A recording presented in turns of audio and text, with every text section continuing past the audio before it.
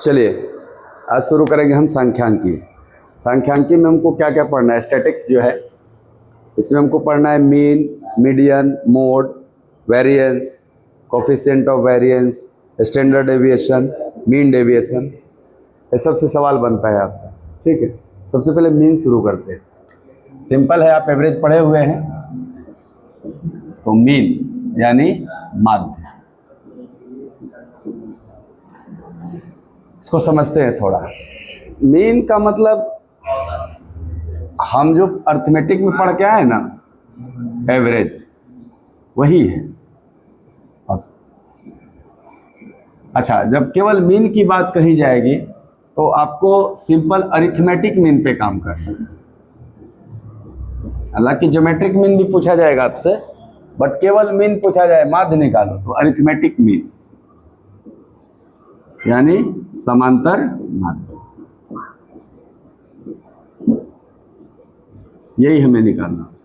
और arithmetic mean कुछ और नहीं है क्या? एवरेज। अच्छा, एवरेज निकालते कैसे थे हम लोग? सर एवरेज निकालते थे sum of all observation by number of observation, सभी प्रेक्षणों का योग बटा में प्रेक्षणों की संख्या। एवरेज कैसे निकालते थे हम लोग? Sum of all observation by number of all observation, यानी प्रेक्षणों का योग बटा में प्रेक्षणों की संख्या।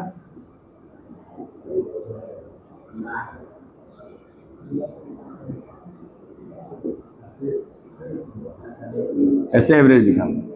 हालांकि जब हम लोग अर्थमेटिक पढ़े थे तो वहाँ एवरेज निकालने के लिए ये जो फॉर्मूला है योग बटा में संख्या, को हम डेविएशन से भी निकाले थे एवरेज, तो आप अपनी मर्जी से उसका भी इस्तेमाल कर सकते हैं डेटा के अकॉर्डिंग। हाँ, अच्छा, लेकिन स्टैटिक्स में अगर ये बात पढ़ रहे हैं तो भाई इसमें हम एवरेज को किस तरह से डिनोट करते हैं? वहाँ तो ए भी लिख के काम चला लिए थे। तो यहाँ पे जो मीन होता है, इस मीन को डिनोट करने के लिए हम एक्स बार से डिनोट करते हैं, एक्स बार से डिनोट करते हैं। और इसमें जो ऑब्जर्वेशंस होते हैं उनको हम, प्रेक्षण जो होते हैं,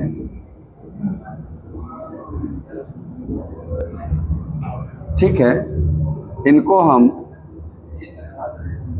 एक्स आई से डिनोट करते हैं, एक्स आई से। जहां आई जो होता है ये 1, 2, 3, 4 ऐसे कुछ भी हो सकता है आपका।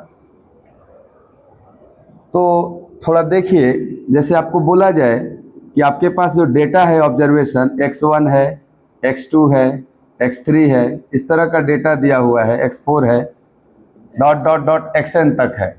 बोला गया इसका मीन बताइए क्या होगा।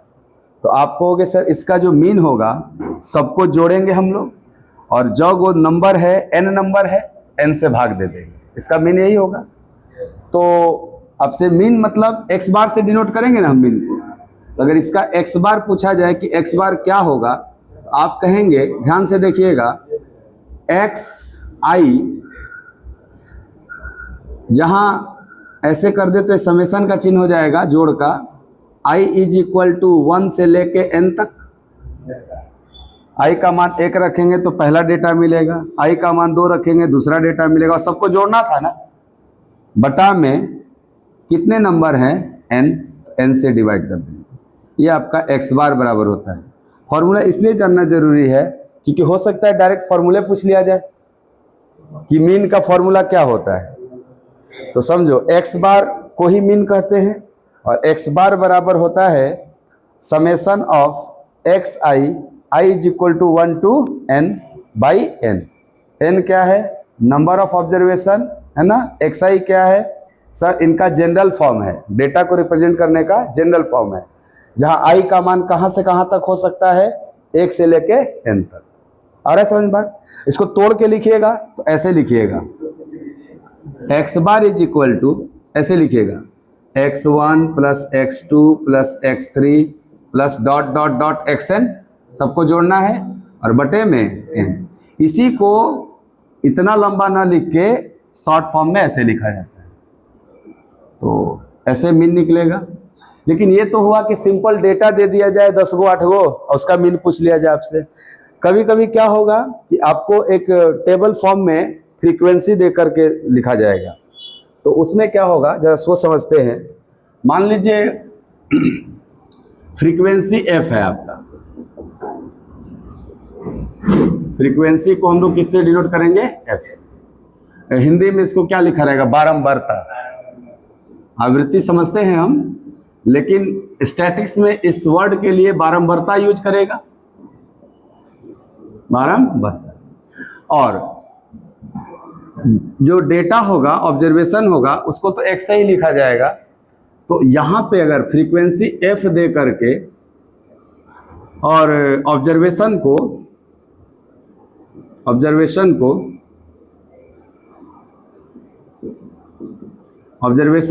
वो x से डिनोट किया जाएगा। जो आपके डेटा होंगे ना, ये सब x1 x2 x3, इनको किससे? x से डिनोट किया जाएगा। और इन दोनों के केस में आपसे पूछा जाएगा कि x बार क्या होगा, मीन क्या होगा, x बार क्या होगा। तो आप कहोगे कि सर ये जो डेटा है x कुछ ले लें, xi ले लेते हैं मान लो, ताकि x1 x2 x3 ऐसे हो जाएगा।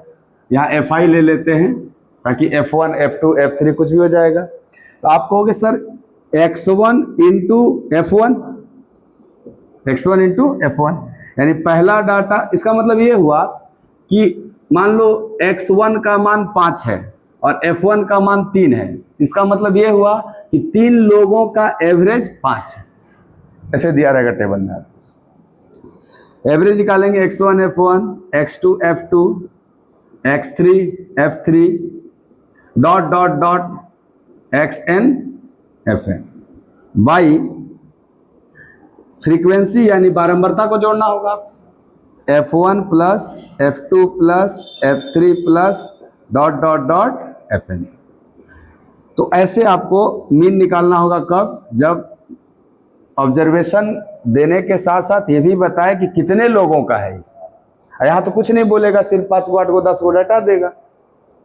इसको भी शॉर्ट फॉर्म में ऐसे फॉर्म में लिख सकते हैं, x bar is equal to, आप कहोगे x1 f1 x2 f2 सबको जोड़ना है ना, जोड़ना है तो समेशन लगाएंगे हम, और i इज इक्वल टू 1 से लेके n तक जाएंगे और xi fi लिख सकते हैं। इस पूरे को इतना बटा में केवल फ्रीक्वेंसी का जोड़ चाहिए ना, इसको लिखेंगे summation i is equal to 1 is equal to n fi। तो ऐसे भी आप निकाल सकते हैं x। बस आपको मीन के लिए यही 2 ठो फॉर्मूला यूज होगा, या तो ये वाला या तो आगे। समझ बात? चलो, बाकी तो हम नहीं यूज करेंगे। जानना इसलिए जरूरी है, क्या पता डायरेक्ट ये दोनों केस देके फॉर्मूले पूछ दिया जाए। हल कैसे करेंगे? तो हल तो सर वैसे ही करेंगे जैसे हमको करते आए हैं एवरेज चैप्टर में।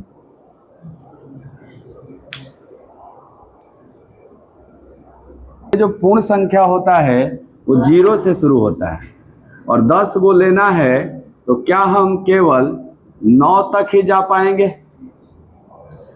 1 से लेके 9 तक 9 गो संख्या और 0 पे तो 10 गो हो गया नंबर। अच्छा, इस तरह का पूर्ण संख्या हो या नेचुरल नंबर हो या इवन नंबर हो या ऑड नंबर हो, ये सब एपी सीरीज कहलाता है। एपी सीरीज में होते हैं, समांतर श्रेणी में होते हैं। और समांतर श्रेणी का जो मीन होता है, मीन जो होता है, या आप एवरेज भी कह सकते हो, ये हो जाता है first term plus last term by 2 हो जाता है। या फिर आप कह सकते हैं मिडिल टर्म, इनका एवरेज मिडिल टर्म भी हो जाता है, मध्य पद। तो आपको मिडिल दिख रहा है तो भी आंसर हो जाएगा, नहीं दिख रहा है तो फर्स्ट प्लस लास्ट बाई 2 भी कर लीजिएगा। इसका फर्स्ट क्या है? 0, लास्ट क्या है? 9, फर्स्ट प्लस लास्ट बाई 2 कर लीजिए। तो 9/2, 9/2 का मान क्या हो जाएगा 4.5। तो प्रथम 10 पूर्ण संख्याओं का औसत क्या होगा 4.5। ऐसे करेंगे।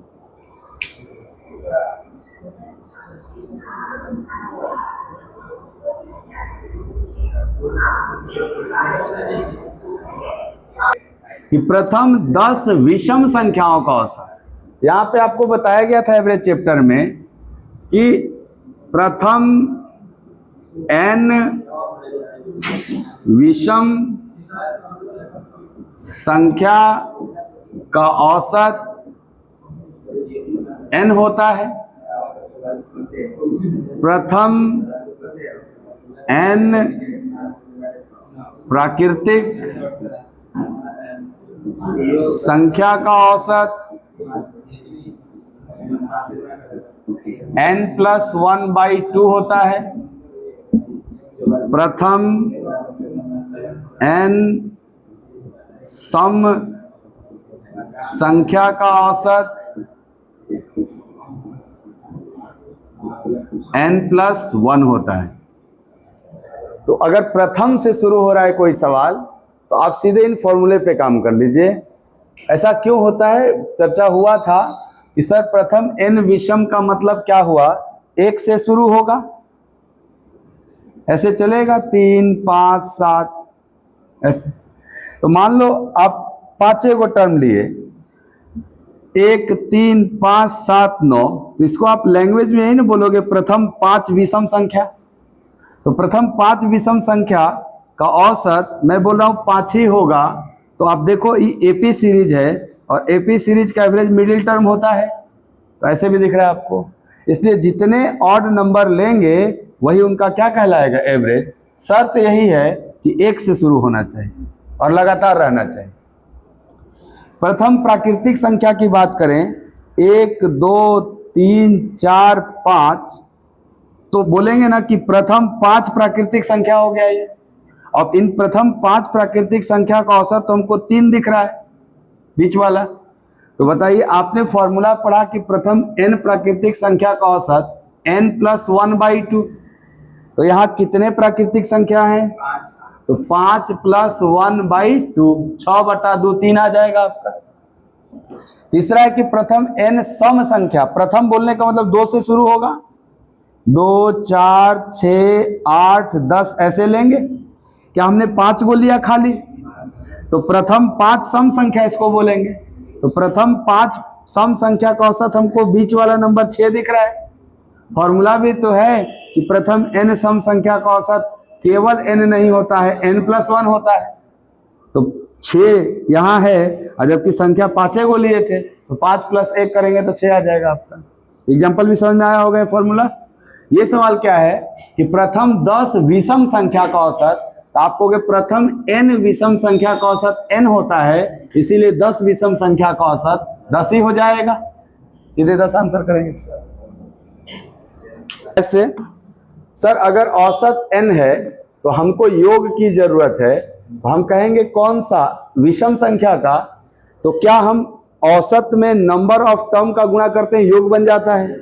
तो नंबर ऑफ टर्म तो n ही रहेगा ना, तो औसत है n और नंबर ऑफ टर्म भी है n, तो n गुणे n = योग इसका क्या होगा n²।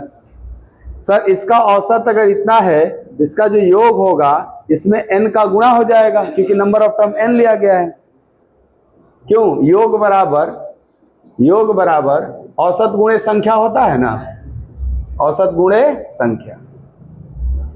तो आप कहोगे औसत तो है n+1/2 और नंबर तो n ही लिया जाएगा ना, संख्या गुणे n, इसीलिए फॉर्मूला बनता है n × n+1/2। ये फॉर्मूला तो याद होगा कि प्रथम n प्राकृतिक संख्याओं का योग n × n+1/2 होता है, यही से आ जाता है आपका। अगर n सम संख्याओं का औसत इतना है, इसका जो योग होगा वो एवरेज इंटू नंबर होगा। एवरेज है n+1 और नंबर है n, इसी को लिखा जाता है n × n+1। योग भी हो जाएगा और औसत भी हो जाएगा। इसकी चर्चाएं हुई थी ना एवरेज चैप्टर में। ये अगला सवाल देखिए 10 प्रेक्षणों का, जो कि प्रेक्षण बताया क्या क्या है, 5, 7, 9, अल्फा, 11, 12 हो गए ना 6 ऑब्जर्वेशन। इनका एवरेज कितना है? हालांकि मीन बोल रहा है और मीन ही क्या लेते हैं, एवरेज लेते हैं। तो इसका माध्य जो है वो 9 है, तो अल्फा का मान बताओ। अब आप ध्यान से सुनना मेरी बात। आप कहोगे सिंपल मीन का मतलब है एवरेज, और एवरेज निकालने का डेविएशन वाला तरीका भी हम जानते हैं। 2 तरीका जानते हैं, एक सारे नंबर को जोड़ करके नंबर से भाग दे दिया जाए, एवरेज के बराबर लिख दिया जाए। दूसरा, सर हम पता है कि अगर इन 6 डेटा का एवरेज 9 है तो एवरेज के रेस्पेक्ट में नेट डेविएशन 0 होना चाहिए। बताइए, अगर ये 6 नंबर अलग अलग हैं आपके और इनका एवरेज क्या होना चाहिए? 9। ये तो तब भी पॉसिबल था जब सारे नंबर 9, 9, 9 ही होते। ये जो 6 नंबर अलग अलग दिखाई दे रहे हैं, ये 6 नंबर अगर 9, 9, 9, 9 होते तो भी क्या इन 6 का एवरेज 9 ही होता? तो 9 बनाते हैं। ये नंबर 9 नहीं है ना, एवरेज 9 के रेस्पेक्ट में नंबर कम है ना। कितना कम है? 4। ये कितना कम है? 2। ये तो 0 है ना, कम बेसी है, ये नहीं है। अल्फा का आपको पता नहीं, छोड़ दीजिए इसको। 11 जो है वो 2 ज्यादा है और 12 3 ज्यादा है। और आप कहते हैं एवरेज के रेस्पेक्ट में नेट डेविएशन क्या होना चाहिए? 0 होना चाहिए। आइए, यहां तक आपको दिख रहा है -6 और ये वाला दिख रहा है +5। इन दोनों को मिला देंगे तो -1। आप कहोगे सर -1 होने का मतलब ये जो यहाँ अल्फा वाला नंबर आया होगा वो +1 डेविएशन लेगा, तभी ना 0 डेविएशन होगा। तो बताइए, अल्फा की वैल्यू 9 से 1 ज्यादा होनी चाहिए। जैसे यहाँ +1 रहेगा तभी ना -1 और +1 मिलके 0 हो जाएगा। किससे ज्यादा होना चाहिए? एवरेज से। अगर 9 से 1 ज्यादा होगा, क्या अल्फा का मान 9 + 1 10 माना जाएगा? ऐसे आप कर सकते हैं डेविएशन के थ्रू। अगर ये बात है करना, 5 + 7 + 9 + अल्फा + 11 + 12 सबका जोड़ और योग बराबर क्या होता है? औसत गुणे संख्या। 6 को ऑब्जर्वेशन लिए हो ना आप, 6। ऐसे करना पड़ेगा सिंपल। फिर आप जोड़ोगे 7, 5, 12, 12, 9, 21, 21 और 12 23, 23 और 12 21, 12 33, 21, 12 21 और 11 अब 32, 12। तो ये 44 प्लस अल्फा है। इधर ये 9 छक्के 54 में से 44 गया, तो ऐसे आ जाएगा आपका सिंपल तरीका से। और ये डेविएशन वाला तरीका है। डेविएशन वाला में ये तो मैं लिख के दिखाया ना, लिखने की जरूरत थोड़ी थी। आप डायरेक्ट चेक कर सकते हो कितना कम ज्यादा है, औसत ही है।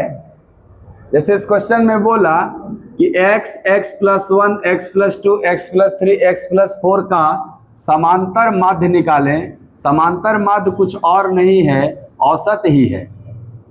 और औसत तो सर एपी सीरीज का मिडिल टर्म हो जाता है। क्या ये डेटा एपी सीरीज में है? हाँ सर, लगातार एक सर्टेन नंबर से बढ़ेगा। पहले 1 बढ़ा, फिर 1 बढ़ा, फिर 1 बढ़ा, ऐसा। सर्वांतर अगर समान होता है, इसी प्रकार के श्रृंखला को समांतर श्रेणी कहते हैं। और समांतर श्रेणी का औसत मिडिल टर्म होता है। इस 5 टर्मों में से बीच में जो होगा वही है हमारा एवरेज। बीच में ये है, तो यही हमारा क्या हो जाएगा? या फर्स्ट प्लस लास्ट बाई 2 करेंगे तो भी फर्स्ट प्लस लास्ट बाई 2 करने पे यही आएगा, बीच वाला आएगा। समझ गए बात? इसका आंसर x + 2।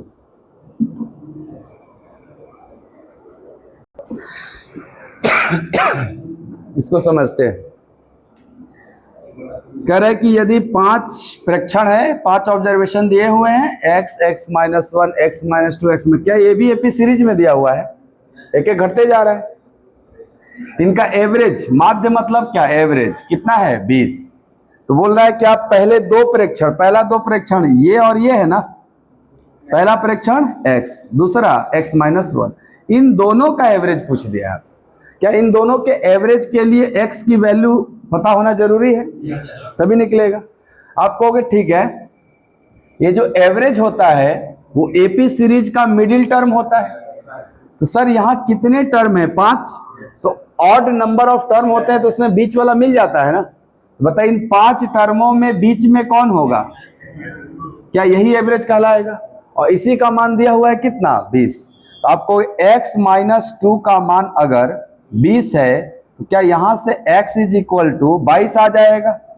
तो बताओ पहला ऑब्जर्वेशन x का मान 22 और दूसरा एक कम करना है ना 21। अब कोई पूछे कि पहले दो प्रेक्षण का माध्य निकालो तो यही ना बोलोगे कि 22 और 21 का माध्य निकालना है। माध्य का मतलब कौन सी? एवरेज होता है। तो बताइए 21 और 22 का एवरेज आपको 21 22 के ठीक बीच में जो होगा वही होगा। 21 और 22 के ठीक बीच में क्या होगा? 21.5 होगा। इसीलिए इनका एवरेज क्या कहलाएगा? 21.5। या फर्स्ट प्लस लास्ट बाई 2 हो जाता है। दो नंबर का एवरेज, दोनों को जोड़ के 2 से भाग दे दीजिए। तो दो नंबर को जोड़ के 2 से भाग देने का मतलब है बीच में जाना। 21 और 22 के बीच में क्या होता है? 21.5। तो आंसर भी क्या हो जाएगा? 21.5।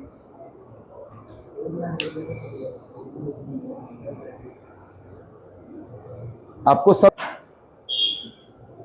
कि 4, 2, 27 का गुणोत्तर माध्य यानी ज्योमेट्रिक मीन ज्ञात करिए।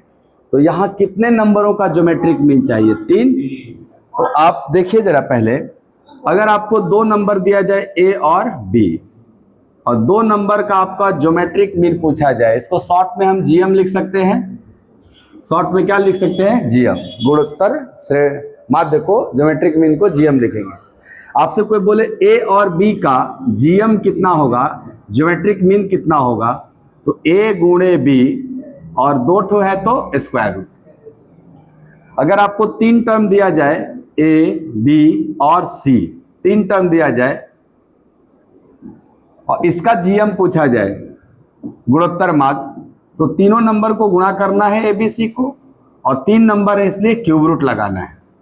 अगर 4 नंबर रहेंगे तो 4th रूट लगाना होगा, n नंबर रहेंगे तो nth रूट लगाना होगा। ये जीएम की बात है। एम तो सिंपल होता है ना, अर्थमेटिक मीन, जोड़ करके 2 से भाग दे दिया जाता है। ए और बी का M arithmetic mean a plus B by 2, A B C का arithmetic mean M a plus B plus C by 3 ना, 3 नंबर होंगे। यहाँ 3 नंबर हैं, ज्योमेट्रिक मीन चाहिए तो इनका जो जीएम होगा वो क्यूब रूट होगा क्योंकि 3 नंबर हैं और तीनों को गुणा करना है। 4 गुणे 2 गुणे 27, 27 का क्यूब रूट, 8 का क्यूब रूट 6 हो जाएगा आंसर। 8 का क्यूब रूट 2 और 27 का 3, इसलिए 2 तिहाई 66। घनमूल निकालना होता है, घनमूल।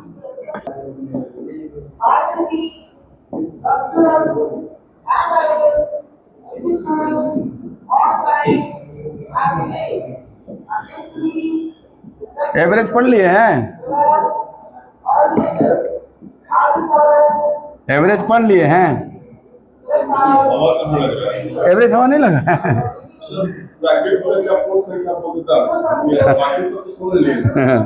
ये सवाल देखे हैं? देखिए जो लिख रहे हैं,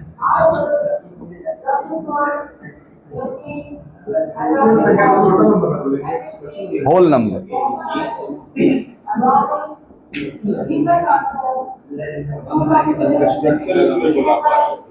इसका नहीं बन रहा है? अच्छा,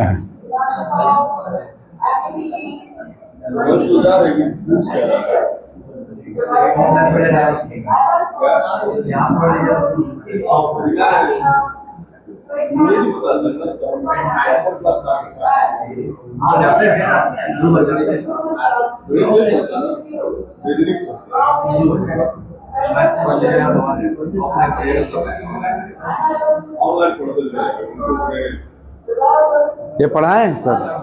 एवरेज में एकदम फेमस सवाल है। 11 संख्याओं का औसत 10.9 है, पहली 6 गो का है 10.5, अंतिम 6 का 11.4, तो बीच वाला संख्या क्या है? 6 करेंगे तो 12 ना हो जाएगा, जबकि संख्या 11 गो है तो बीचे वाला संख्या ना ओवरलैप हुआ होगा, वो निकालने का। हाँ, वो 2 बार गिना गया है इसीलिए बात।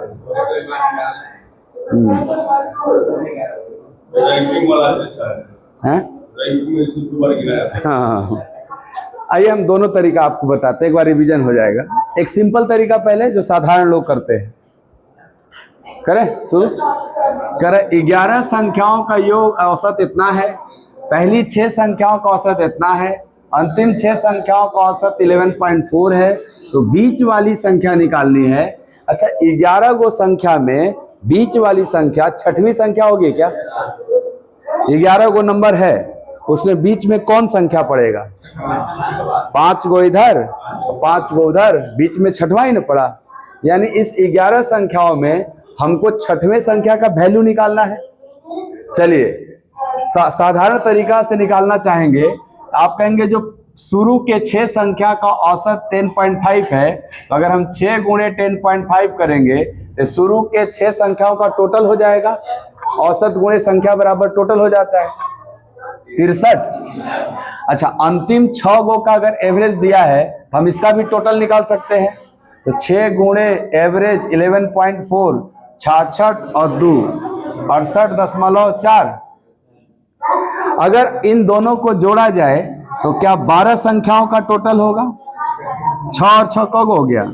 12 संख्या का कुल आपको दिखाई देगा सर 63 प्लस 68.4, ऐड करेंगे 131.4।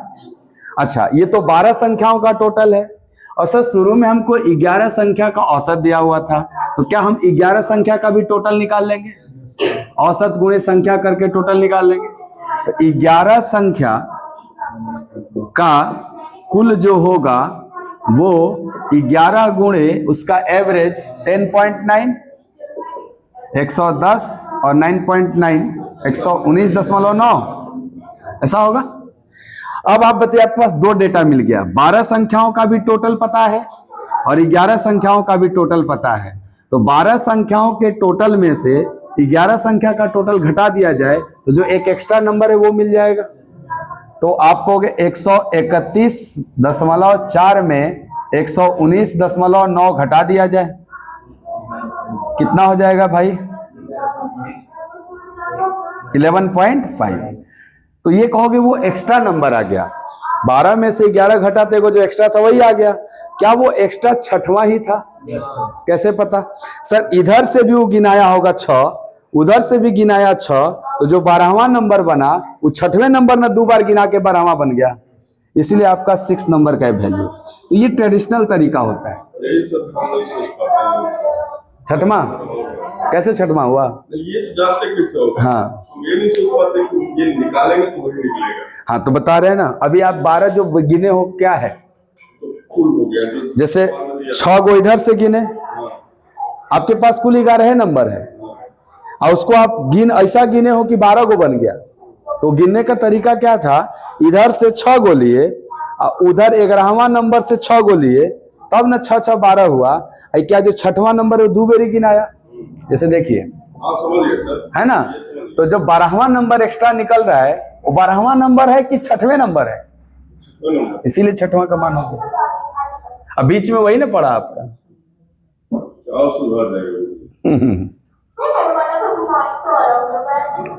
डेविएशन से भी सवाल को कर सकते हैं, उसको भी बता देते हैं। आ रहा है कि ब्लैक आ रहा है? डेविएशन बताइए, इसको पहले नोट करो फिर मिटा के डेविएशन। थोड़ा सा एक बात करते हैं, उसके बाद इस पे आएंगे।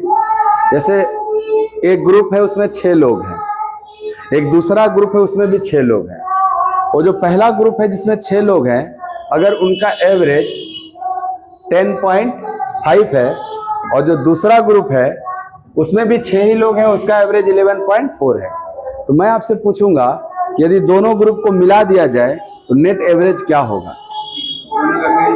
आप कहोगे दोनों ग्रुप में नंबर ऑफ पर्सन सेम है, तो उनका जो एवरेज होगा कंबाइंड एवरेज वो सिंपल एवरेज के जैसा हो।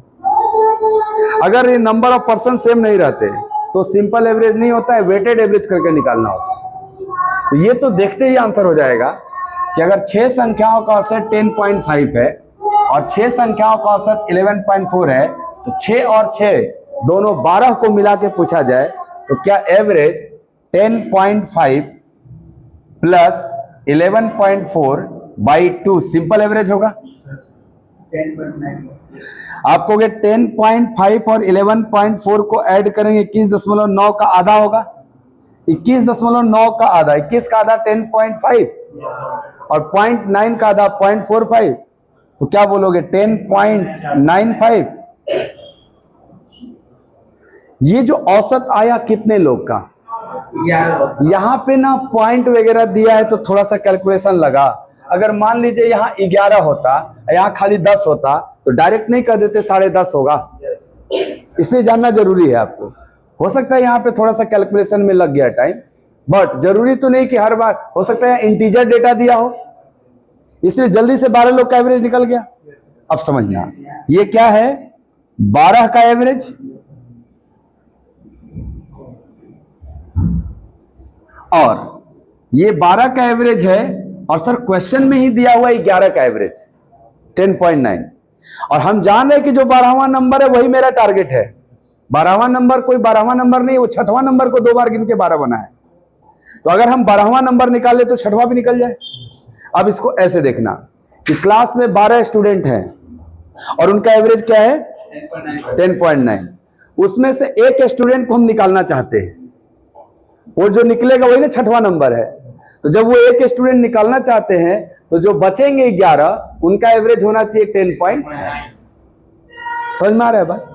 आप कहोगे तब तो सर अगर 12 लोगों का एवरेज 10.95 है, इसका मतलब हम सबको 10.95 कंसीडर कर रहे हैं। अगर सबको 10.95 कंसीडर कर रहे हैं तो जो मेरा 6वां नंबर होगा वो भी तो इसके हिसाब से 10.95 ही होगा एवरेज के हिसाब से। और मान लो इसका वैल्यू अगर इतना होगा, ये निकल गया, तो क्या बाकी बचे हुए का 10.95 रह जाएगा? लेकिन 10.95 रखना है कि 10.9 रखना है?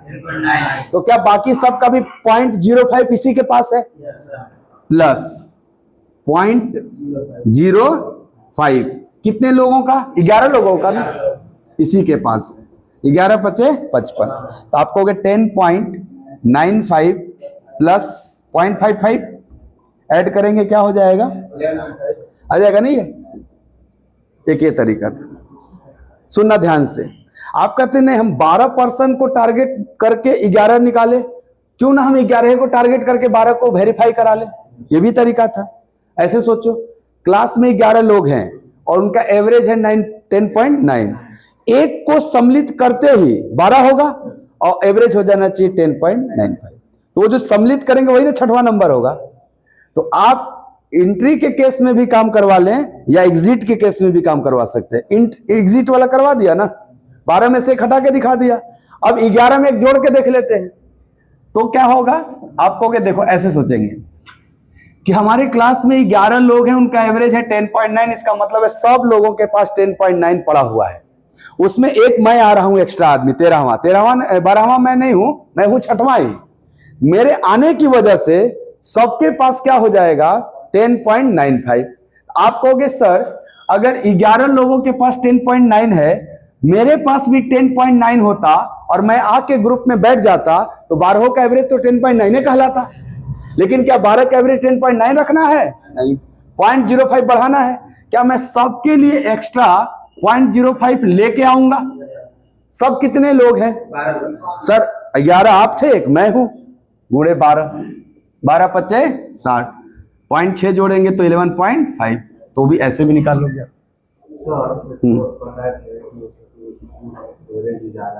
हाँ, वो डिविजन हो जाएगा, वो भी करा देंगे। देखो ये क्या है, ये हमको अट्रैक्ट किया 6 संख्या और 6 संख्या। अगर यहाँ 6 संख्या और 7 संख्या होता तब मैं ये लगाता ही नहीं, तब तो मैं डिविजन ही देख लेता। लेकिन ये भी तो सबसे पहले एवरेज में सिखाया गया था कि 2 ग्रुप, उन दोनों का एवरेज अलग अलग है, लेकिन ग्रुप में नंबर ऑफ पर्सन सेम है, तो उन दोनों ग्रुप का कंबाइंड एवरेज एकदम सिंपल एवरेज होता है। क्यों ना हम जल्दी ओरल निकाल लें अपना, तो डिविजन से भी शानदार होगा। ये आएगा, क्यों नहीं आएगा, बता देते हैं। पहले ये समझ में आ गया ना? ठीक, डिविजन भी करा देते हैं। चलेंगे।